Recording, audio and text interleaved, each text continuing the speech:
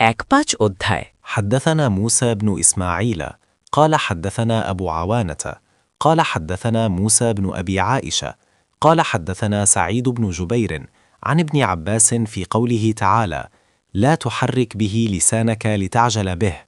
قال: كان رسول الله صلى الله عليه وسلم يعالج من التنزيل شدة، وكان مما يحرك شفتيه.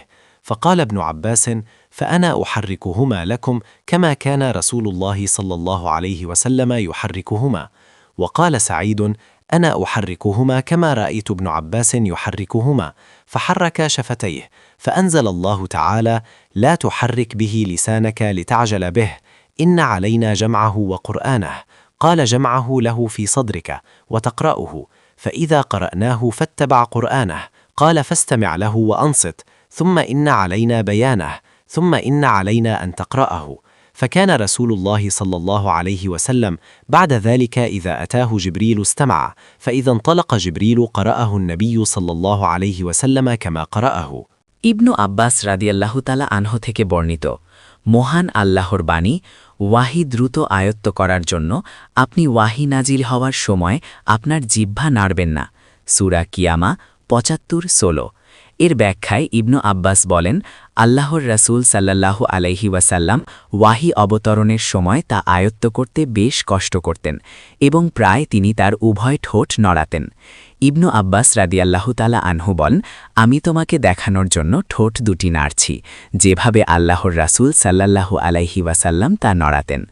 সাঈদ রাহমাতুল্লাহ আলাইহি তার শিষ্যদের বলেন, আমি ইবনু আব্বাস রাদিয়াল্লাহু তাআলা আনহুকে যে রূপে তার ঠোঁট দুটি নড়াতে দেখেছি, সেভাবেই আমার ঠোঁট দুটি নড়াচ্ছি।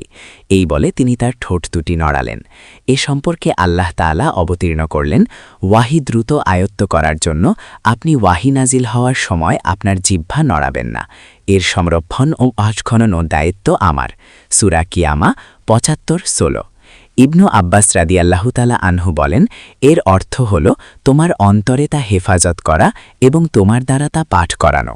সুতরাং আমি যখন তা পাঠ করি তখন আপনি সেই পাঠের অনুসরণ করুন। সূরা কিয়ামা ৭৫-১৮। ইবনু আব্বাস রাদিয়াল্লাহু তাআলা আনহু বলেন, অর্থাৎ মনোযোগ সহকারে শুন এবং চুপ থাক। তারপর এর বিশদ বর্ণনার দায়িত্ব তো আমারই।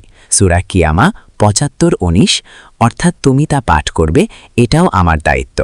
তারপর যখন আল্লাহর রাসূল সাল্লাল্লাহু আলাইহি ওয়াসাল্লামের নিকট জিবরিল আলাইহিস সালাম আসতেন, তখন তিনি মনোযোগ দিয়ে কেবল শুনতেন।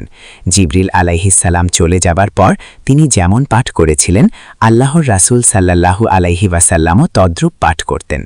৪৯-২৭, ৪৯-২৮, ৪৯-২৯, ৫০৪৪, ৭৫২৪, মুসলিম ৪-৩২, হাদিস ৪৪৮, আহমেদ ৩১৯২, আধুনিক প্রকাশনী ৪, ইসলামী ফাউন্ডেশন ৪-এর শেষাংশ। সহিহ বুখারী হাদিস নং ৫, হাদিসের মান সহিহ হাদিস।